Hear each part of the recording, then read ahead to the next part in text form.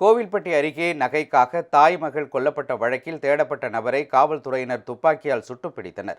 தூத்துக்குடி மாவட்டம் கோவில்பட்டி அருகே உள்ள மேலநம்பிபுரத்தைச் சேர்ந்த சீதாலட்சுமி என்ற மூதாட்டியும் அவரது மகள் ராம ஜெயந்தியும் கடந்த 3ஆம் தேதி வீட்டினுள் கொல்லப்பட்டு சடலமாக கிடந்தனர்.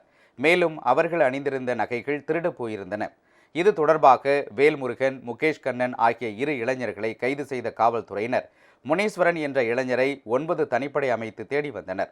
இந்நிலையில் அயன் வடமலாபுரம் காட்டுப்பகுதியில் முனீஸ்வரன் பதுங்கியிருப்பதாக கிடைத்த தகவலின் பேரில் ட்ரோன் எனப்படும் சிறிய ரக வான்கலன் மூலம் காவல்துறையினர் தேடுதல் பணியில் ஈடுபட்டனர்.